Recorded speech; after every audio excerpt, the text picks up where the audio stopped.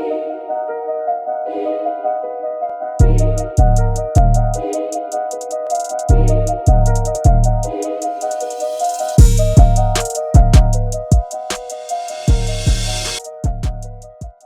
दर्शकों नमस्कार। एक बार फिर से उपस्थित हूँ आप सबके सामने विश्लेषण जन्म कुंडली का इस कार्यक्रम के अंतर्गत बहुत दिनों के बाद। और मुझे लगता है कि कम से कम 17 जुलाई के बाद से मैंने कुंडली विश्लेषण वीडियो का किया ही नहीं है, वीडियो विश्लेषण। और इस बीच में बहुत बड़ा बदलाव हुआ।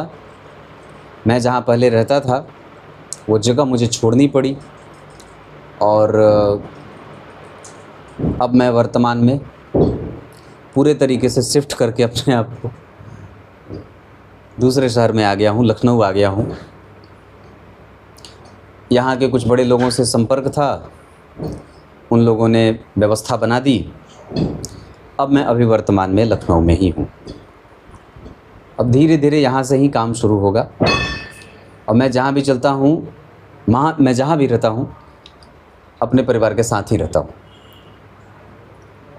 और बिल्कुल भी मन नहीं है कि किसी भी तरीके से अपने गांव को छोड़ा जाए, अपनी ज़मीन को छोड़ा जाए। पर बात वहाँ ये है कि सुविधा की कमी, आसपास का माहौल आपको छोड़ने पर विवश कर ही देता है। बहुत सारी चीज़ें हैं जिसके कारण व्यक्ति अपने जगह को छोड़ करके किसी दूसरी जगह जाता है, नहीं तो किसी का मन नहीं करता कि आप कहीं दूसरी जगह जाएं। साधन संसाधन की चलो थोड़ी सी कमज़ोरी देख भी ले, पर आसपास का माहौल आपको छोड़वा देता है कि नहीं, तुम्हें यहाँ नहीं रहना, तुम यहाँ के लायक नहीं हो। जो मेरा काम था और मैं जिस जगह पे रहता था, अप्रशंसा तो नहीं करूँगा, पर हाँ वो जगह मेरे इस काम के लिए ठीक नहीं था। जिस गली मोहल्ले में मैं रहता था वहाँ पे प्रत्येक दिन कहीं ना कहीं लड़ाई झगड़े होते रहते थे, चोरी, ये सब बहुत सामान्य बात थी।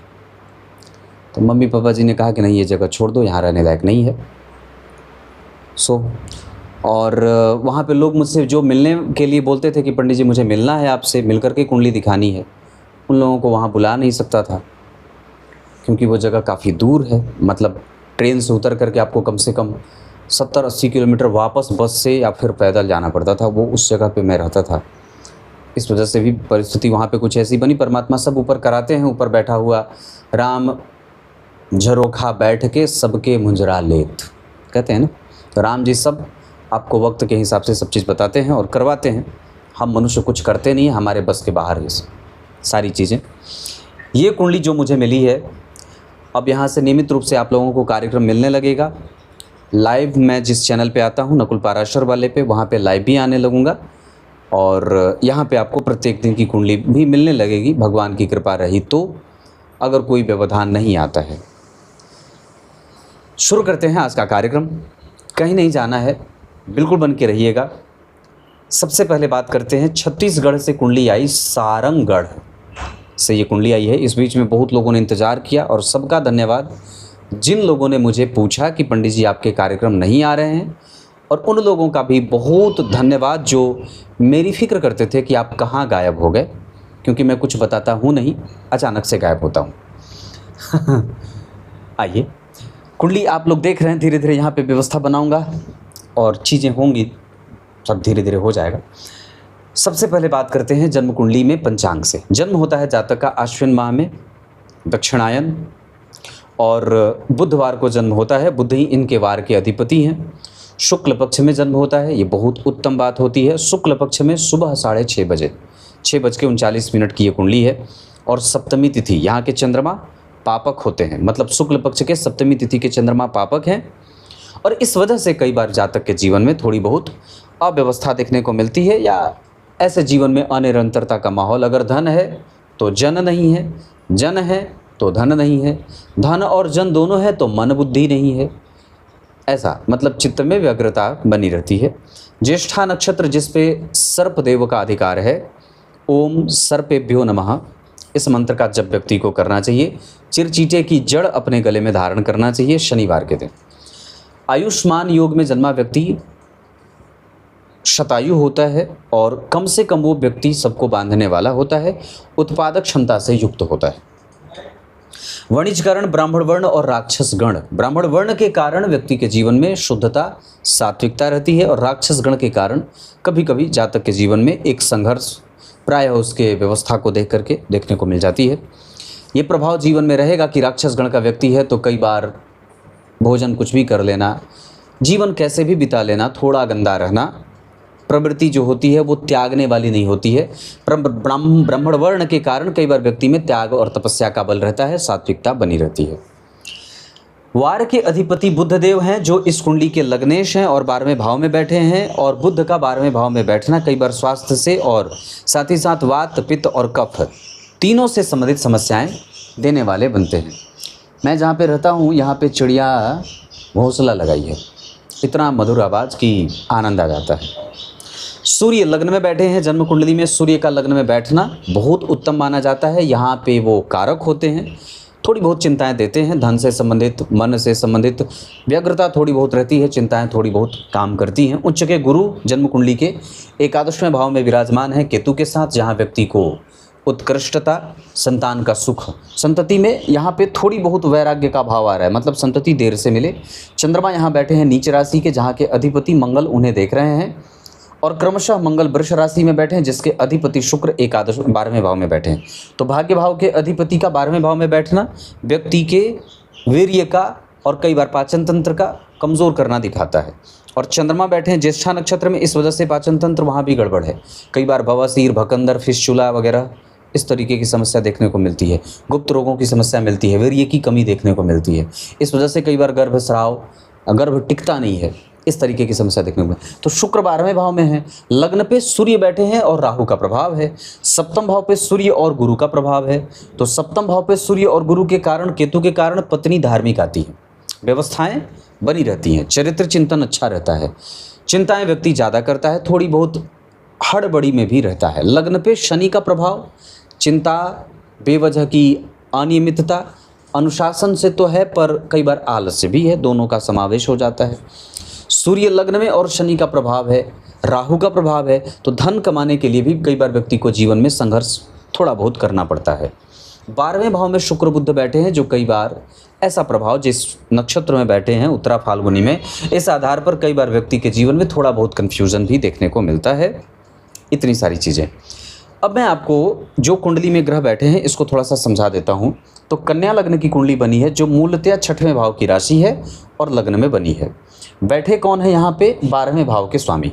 तो 12वें भाव के स्वामी का लग्न में बैठ जाना व्यक्ति के जीवन में ऋण रखने के साथ साथ ऋण में मरने नहीं वाला बना देते हैं। व्यक्ति ऋण में मरता नहीं है और उसका व्यय सदैव सही जगह पे होता है। इसका दो कारण होगा, एक तो 9वें भाव के स्वामी 12वें भाव में, ये भी व्यक्ति के व्यय को संतुलित रखते हैं, और दूसरा 12वें भाव के स्वामी लग्न पे बैठे हैं, इस वजह से भी व्यक्ति का व्यय संतुलित रहता है और वो काफ़ी संजीदगी से धन को व्यय करने वाला इंसान होता है।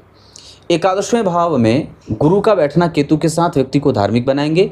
लग्न का मान 20 अंश का प्रबुद्ध लग्न होगा, इसके कारण व्यक्ति की आयु, संपन्नता, स्वास्थ्य, दिनचर्या और बेहतरी देखने को मिल जाती है। लग्न में हस्त नक्षत्र का लग्न बना है जिसके कारण व्यक्ति के अंदर एक शुद्धता और चैतन्यता का भाव रहता है। और लग्न में सूर्य बैठे हैं 12वें भाव के स्वामी होकर के और राहु से दृष्ट हैं, इस वजह से कई बार पाचन तंत्र में गड़बड़ी या पित्त की समस्या भी देखने को मिलती है। इस वजह से भोजन में गर्म पानी का इस्तेमाल ज़्यादा करें। अपने भोजन में मसालेदार चीज़ों का थोड़ा समावेश कम करें।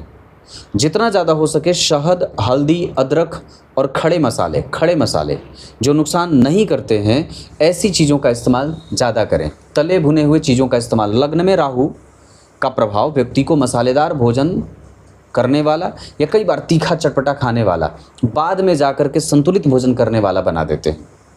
द्वितीय भाव के स्वामी का 12वें भाव में जाना और बैठे हैं लग्नेश के साथ, तो लग्न और धन दोनों एक साथ जब जन्म कुंडली के 12वें भाव में जाएंगे तो व्यक्ति को धन बचाने में दिक्कत होगी और साथ ही साथ उसको उसकी वाणी पे संयम बरतने की बड़ी काफ़ी आवश्यकता भी होती है। तीसरे भाव में नीच के चंद्रमा बैठे हैं जिनका नीचभंग गुरु की दृष्टि के कारण भी हो रहा है और मंगल की दृष्टि के कारण भी हो रहा है। पर ज़्यादा अच्छी बात यह होती कि मंगल या तो केंद्र में हो जाते या तो गुरु केंद्र में हो जाते। और सामान्यतया अगर बात करें तो मंगल की दृष्टि अगर नहीं पड़ती तो ये चंद्र मंगल योग नहीं होता। इस वजह से व्यक्ति धीर और गंभीर हो रहा है। और तीसरे भाव में जो नीच के चंद्रमा बैठे हैं, अगर उन पे गुरु और मंगल की दृष्टि नहीं पड़ती तो व्यक्ति कम से कम यशस्वी नहीं होता, प्रतापी नहीं होता और समझदार भी नहीं होता। तीसरे भाव में जो चंद्रमा नीच के बैठे हैं वो व्यक्ति को भाग्यशाली भी बना रहे हैं। जरा ध्यान से देखें तो आपकी कुंडली के चतुर्थ स्थान पे शनि बैठे हैं, जो छठवें भाव के स्वामी होते हैं, जो व्यक्ति को नौकरी दे रहे हैं। और जरा ध्यान से देखेंगे तो शनि की दृष्टि दशम स्थान पे ये व्यक्ति को, पिता को भी लाभ देने वाली या पिता को भी नौकरी पेशा करने वाली, धन की समस्या नहीं देने वाली। व्यक्ति ऊंचे खानदान में जन्म लेता है, स्पष्टवादी होता है, लाक्षणिक गुण उसके बड़े अच्छे होते हैं, वो किसी के लिए भी भाग्यशाली साबित होता है। इतना ही नहीं, व्यक्ति शुद्ध और चैतन्य होता है, प्रबुद्ध होता है। इतना ही नहीं, व्यक्ति के जीवन में अनुशासन सदैव ही विराजमान रहता है। अगर वो आलस्य कर रहा है तो बहुत छोटे छोटे कामों के लिए आलस्य कर रहा है, बड़े और बृहद आकार के कामों के लिए वो कभी भी आलस्य नहीं कर रहा। पंचम भाव में राहु बैठे हैं, जरा ध्यान से देखेंगे तो जन्म कुंडली में जो पंचम भाव के राहु बैठे हैं वो लग्न पे देख रहे हैं, जो कई बार व्यक्ति के जीवन में अव्यवस्था भी दे रहे हैं। राहु का प्रभाव जब लग्न पे होगा, गुरु जब राहु और केतु के संपर्क में आएंगे तो कई बार संतान से मतभेद या संतति में विलंब देते हैं। पर क्या इसका कारण यह है कि संतति कभी होगी ही नहीं? नहीं, संतति होगी, क्योंकि गुरु की उच्च प्रभाव की स्थिति जन्म कुंडली में बन रही है। गुरु जब जन्म कुंडली में उच्च के हो जाते हैं तो व्यक्ति को संततिवान बनाते ही हैं। हाँ, गड़बड़ी क्यों होती है कि जब जन्म कुंडली के पंचम भाव के ठीक पीछे शनि बैठे हैं, जरा ध्यान से देखिए तो जन्म कुंडली के पंचम भाव के ठीक पीछे शनि बैठे हैं और उनके ठीक पीछे नीच के चंद्रमा, और जन्म कुंडली के पंचम भाव पे गुरु की नीच दृष्टि प्राप्त हुई, पर ये सुरक्षा दे रहे हैं। और पंचम भाव के अधिपति पे मंगल का प्रभाव है। मंगल की 7वीं दृष्टि यहाँ और 8वीं दृष्टि यहाँ पड़ रही है। तो जन्म कुंडली के पंचम भाव के अधिपति पे, पंचम भाव पे राहु का प्रभाव, पंचमेश पे मंगल का प्रभाव, और जन्म कुंडली के इस भाव के ठीक पीछे शनि के बैठने से जन्म कुंडली का पंचम भाव कमज़ोर हो रहा है। बजरंग बली की पूजा करनी होगी, गणेश चतुर्थी का व्रत करना होगा, ब्राह्मणों का आदर करना होगा। उड़द, काला उड़द शनिवार के दिन लगातार 43 दिन तक गाय को खिलाना चाहिए। इसके साथ शनिवार से शुरू करें और लगातार 43 दिन तक करें, ये पुराण के उपाय हैं। इसके साथ साथ इस कुंडली में छठवें भाव के स्वामी का चतुर्थ स्थान में बैठ करके दशम स्थान को देखना भी नौकरी का योग लगाता है, जबकि सप्तम स्थान के स्वामी का एकादशवें भाव में उच्च का होकर के वापस सप्तम भाव को देखना बड़ी अच्छी और बेहतरीन दाम्पत्य के इशारे को दिखा रहे हैं। मतलब दाम्पत्य यहाँ बहुत अच्छा है, अव्यवस्था बिल्कुल भी नहीं है, दोनों एक दूसरे को समझ रहे हैं और समझदारी दिखा रहे हैं, और दोनों के भाग्य से संतति को प्राप्ति का योग भी लग रहा है।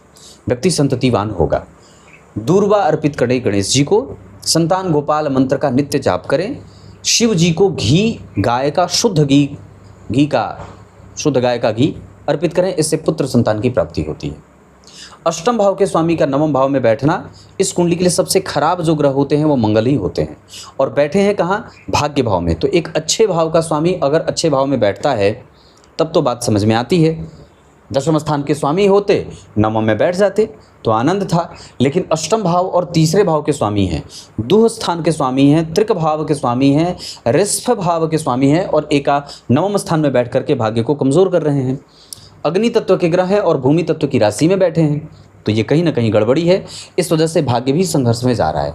दुर्गा सप्तशती का पाठ है, इसे संकल्प के साथ करवाएं कि मुझे पुत्र संतान की प्राप्ति हो, और 1 से अधिक 2, 2 से अधिक 3 ऑपरेशन से बचें। ये भी बात याद है, ऑपरेशन कराने से बचें। हमारे धर्म में ना ऑपरेशन करा करके हमारी पुत्र उत्पादक क्षमता, स्त्री उत्पादक क्षमता को और संख्या को बाधित कर दिया गया है। कई बार ये षड्यंत्र भी हो जाता है। बाह्य प्रभाव के कारण हमने घी का इस्तेमाल कर दिया, रिफाइन पे ऊपर डिपेंड कर गए, रिफाइन खाने लगे, जिससे हमारा पाचन तंत्र गड़बड़ होता गया, हमारी रक्त प्रवाह की क्षमता कमज़ोर होती गई, हमारे बीपी और शुगर पता नहीं क्या क्या होता गया। तो ये विदेशी कंपनी का प्रभाव है। विदेशी कंपनी का प्रभाव, विदेशी प्रभाव में आकर के हमने अपनी माता बहनों का ऑपरेशन करवाया, जिससे उसके पुत्र उत्पादन शक्ति या अधिक से अधिक संतति पैदा करने की शक्ति कमज़ोर हो गई, और हमें समझाया क्या गया कि हम जनसंख्या नियंत्रण में रखें, जबकि सामने वाले ने अपनी जनसंख्या लगातार बढ़ाई है, 10-10, 15-15, 20-20 संतति पैदा किए, जबकि उनके पास ऑपरेशन जैसा कोई झंझट नहीं है। इस षड्यंत्र को समझना होगा। और लोगों को जागरूक करना होगा। इसमें डॉक्टर जो जितने भी लोग हैं, डॉक्टर भाई बहन जितने भी हैं, उन लोगों को भी ये बात समझनी होगी। आपकी संख्या कम, सामने वाले की संख्या ज़्यादा, आप घर से निकाले जाएंगे। कॉलोनी में अगर एक व्यक्ति कमज़ोर है तो कॉलोनी वाले लोग आपको आपके सामने ही गाड़ी लगाने नहीं देंगे, बड़ी समस्या हो जाती है।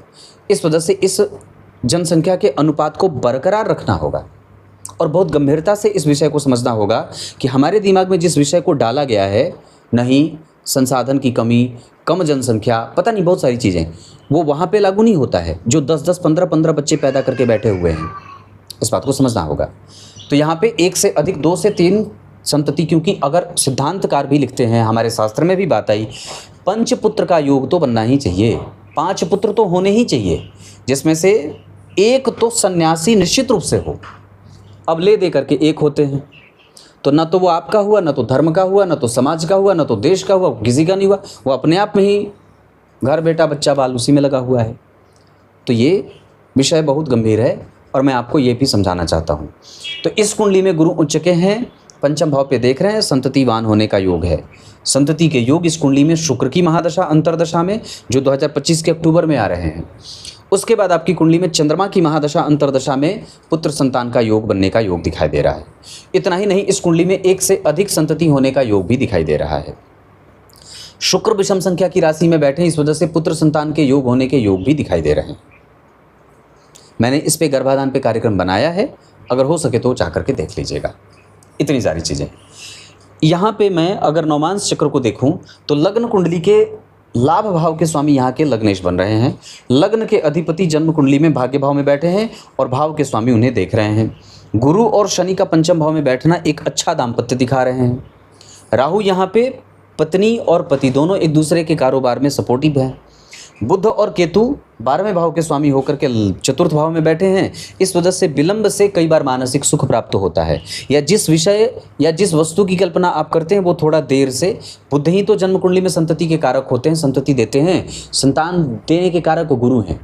पर वस्तुतः जब आपसे कोई संतति के बारे में विचार करे, क्या पूछे, तो आपको बुध, गुरु और केतु, इन तीनों ग्रहों को देखना होगा।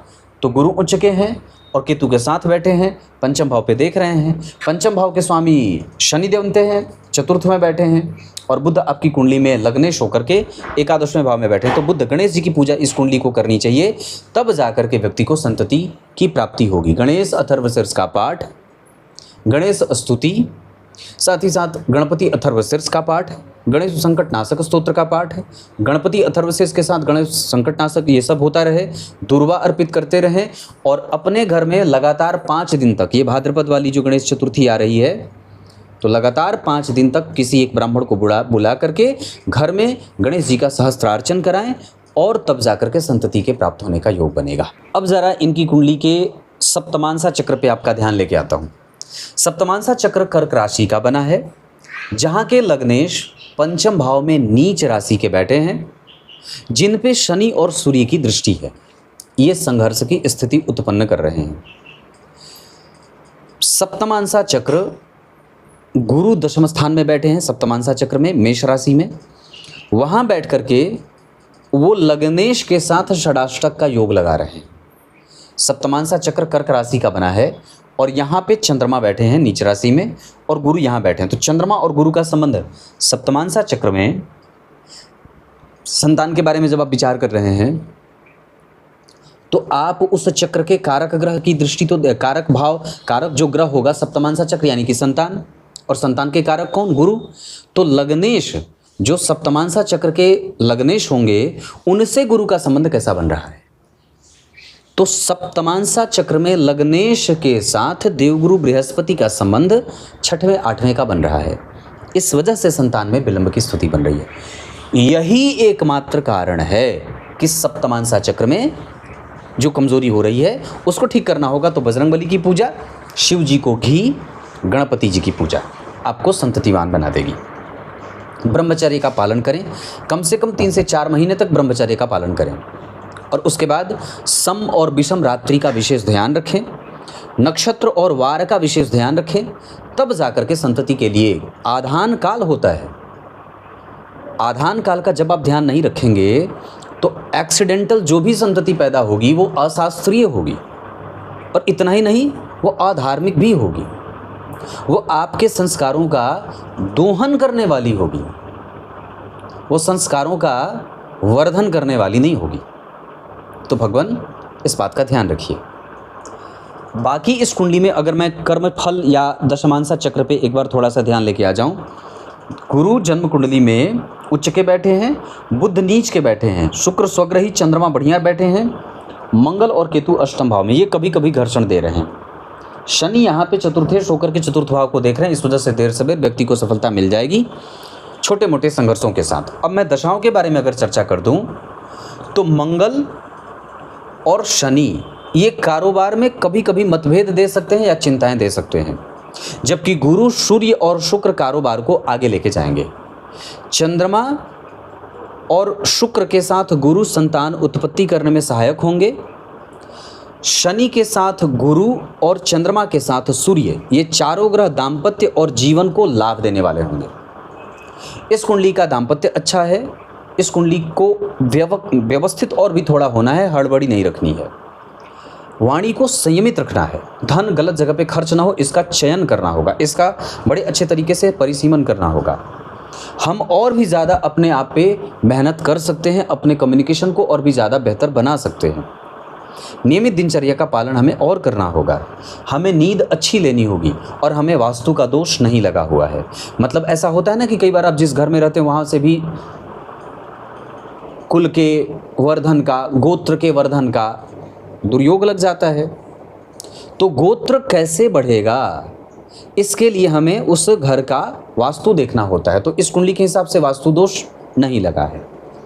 साथ ही साथ इस कुंडली में व्यक्तित्व का विकास, वाणी, विद्या, बुद्धि, विवेक और मेहनत के बाद परिणाम थोड़े कमज़ोर हैं, हमें उस पर फोकस करने की आवश्यकता है। नौकरी और व्यापार में से नौकरी ज़्यादा अच्छी है, साइड बिजनेस कर सकते हैं या बिजनेस के साथ कोई ऐसा काम भी कर सकते हैं जहां से एक बंधी हुई आमदनी आपको मिल जाए। रिसर्च पे फोकस बढ़ाने की आवश्यकता, दिनचर्या ठीक रखने का बल, मोक्ष की गति और शुद्ध मृत्यु का योग इस कुंडली में लगा हुआ है। इतना ही नहीं, इस कुंडली का बल अच्छा है, धर्म अच्छा है, दान पुण्य पूजा पाठ करना अच्छा है, पर बता करके करना अच्छा नहीं है। सामाजिकता कभी भी प्रभावित नहीं होगी। कभी कभी सरकारी कमजोरी देखने को मिल रही है और कुंडली जितना चाहेंगे उससे ज़्यादा आपको देगी। गुरु ठीक है, शुक्र ठीक है, सूर्य ठीक है। शुक्रो 10 सहस्त्राणी, बुद्धो 10 शतानि च, लक्ष्य में कम तु दोषाणाम गुरु लग्ने व्यपोहति। लग्न या लग्नेश के साथ या लग्न पे सूर्य का प्रभाव हो, गुरु का प्रभाव हो, शुक्र का प्रभाव हो तो व्यक्ति भाग्यशाली होता है। लग्नेश का 12वें भाव में जाना व्ययशीलता, धन भाव के स्वामी के 12वें भाव में जाने का विशाल, मतलब जो है वो एक वैमनस्व का भाव दे देता है, धन व्यय होता है। तीसरे भाव के स्वामी का तीसरे भाव को देखना व्यक्ति को साहसी और आयु वाला बनाता है। चतुर्थ भाव के स्वामी का 11वें भाव में बैठना मातृक सुख देता है।